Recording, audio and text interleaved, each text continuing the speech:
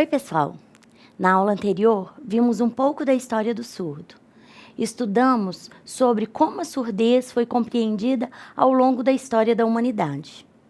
E atualmente, você já reparou que os surdos têm mais visibilidade?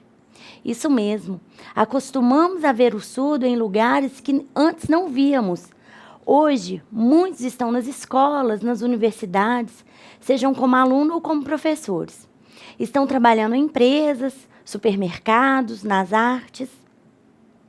Então, podemos dizer que hoje os surdos são mais capazes do que os surdos antigamente?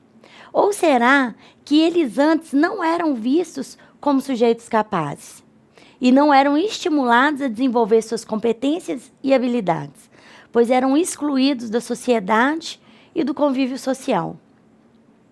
Você já percebeu que o surdo hoje tem uma língua própria, onde ele é capaz de desenvolver como qualquer outra pessoa ouvinte? E é em torno dessa língua que é construída a sua cultura, a comunidade e o seu processo identitário. Então, esse é o tema da nossa segunda aula da unidade 1. Bem, para dar início à nossa aula, vamos começar falando alguns conceitos atribuídos ao surdo. Você sabe me dizer qual a diferença entre mudo, deficiente auditivo ou surdo-mudo? Várias vezes, durante todo o tempo que trabalhei com educação de surdos, eu ouvi e ainda ouço as pessoas se referindo ao surdo como mudinho, surdo-mudo e deficiente auditivo. Bom, para que você também não cometa esses mesmos erros, eu vou explicar para você o que é ser mudo. Mudo é aquela pessoa que é desprovida de voz, que tem algum tipo de deficiência no aparelho fonador e, por isso, é acometido da mudez, ou seja, não fala. Mas nada o impede de ouvir, o que não se aplica ao surdo, porque esse consegue ser oralizado, consegue falar desde que seja treinado para isso. Ele não tem nenhum problema nas cordas vocais. Então, o termo mudo, mudinho ou surdo-mudo não deve ser empregado ao surdo, pois ele não possui problemas no aparelho fonoarticulatório. O outro termo, também muito utilizado, é deficiente auditivo. Dentro da comunidade surda, esse termo diz respeito àquele sujeito que não faz uso da língua de sinais, que não tem uma identidade surda e faz uso, sim, da língua oral. Por isso, ele, em comparação com o ouvinte, tem uma deficiência, lhe falta audição. Já o termo surdo, que é o melhor que se aplica, porque significa que é aquele sujeito sócio, histórico, que faz parte de uma minoria linguística, que possui uma história, uma língua, cultura e identidade que lhes são próprias. Dessa maneira, quando abandonamos essa concepção de surdo-mudo, mudo, mudinho e deficiente auditivo, nós não mudamos não somente a forma como a gente chama, mudamos também a imagem que fazemos desse sujeito. Antes, os surdos eram vistos como um doente, um deficiente, um ouvinte com defeito. E depois ele passa a ser visto como sujeito que tem uma maneira diferente de perceber e interagir com o mundo, com uma língua própria que difere da nossa língua oral. E é essa língua que o torna sujeito com identidade própria. A concepção socioantropológica da surdez nos dias atuais está intimamente relacionada à cultura surda. Esta, por sua vez, remete à identidade desse sujeito que convive quase sempre em duas comunidades, a comunidade surda e a ouvinte.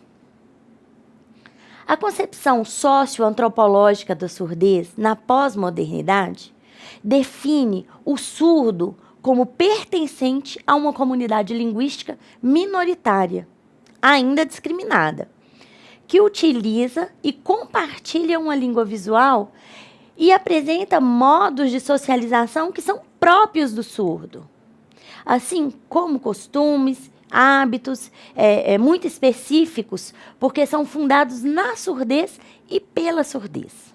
Bom, segundo os autores que defendem essa concepção, a experiência estritamente visual e não auditiva funda uma forma própria que o sujeito surdo tem de perceber a vida. Você percebe, então, que a cultura é também a identidade de um povo, são marcadas pela sua língua? Mas essa noção de cultura surda não é unanimemente aceita, né? Os autores Sclia e Sá relatam o incômodo e a incompreensão de alguns estudiosos diante dessa noção. Segundo eles, aqueles que apresentam argumentos contrários a essa noção costumam se basear principalmente em uma concepção de cultura universal, noção definitivamente negada pelos estudos culturais. O principal embasamento teórico daqueles que defendem os surdos como um grupo culturalmente específico diz respeito à maneira como esses interagem visualmente com o mundo que os cerca. Disponibilizarei em nossa sala alguns textos sobre esse assunto, que irá te ajudar a compreender melhor sobre a comunidade surda. Outra questão que merece destaque em nossa aula é a questão da identidade surda.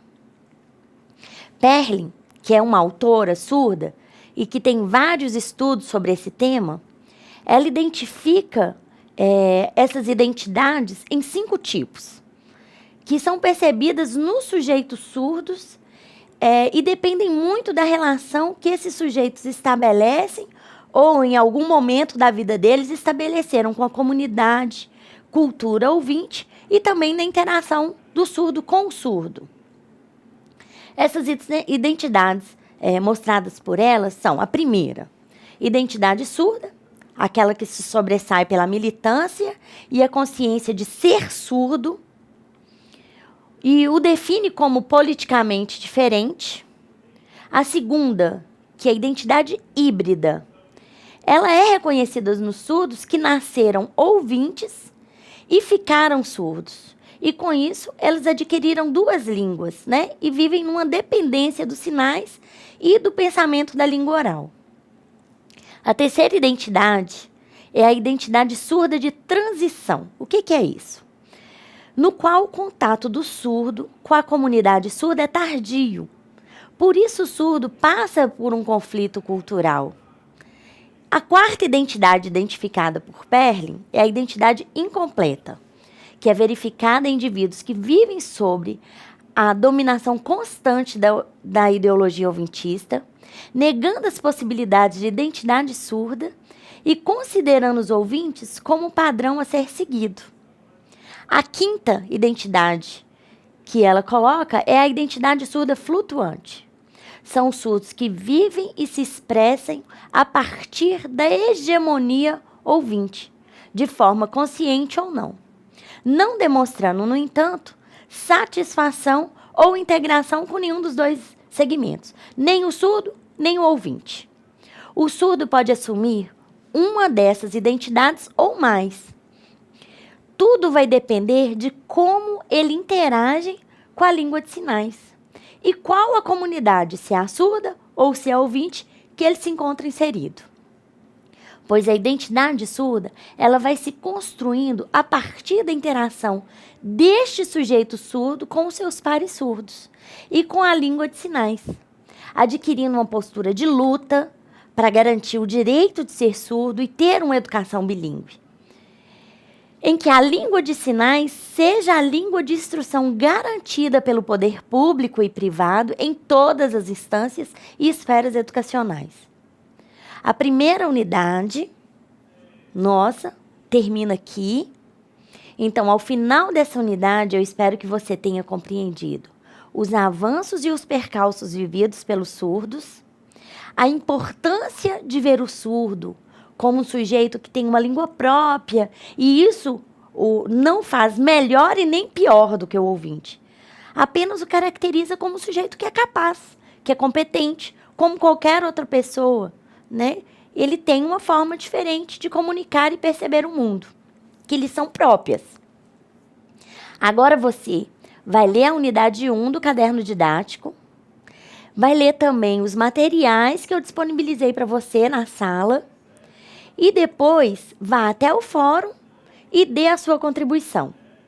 Qualquer dúvida, em qualquer momento que você tiver, poste no fórum Tira Dúvidas, que eu estarei respondendo a você, ok? Então, abraços e bons estudos!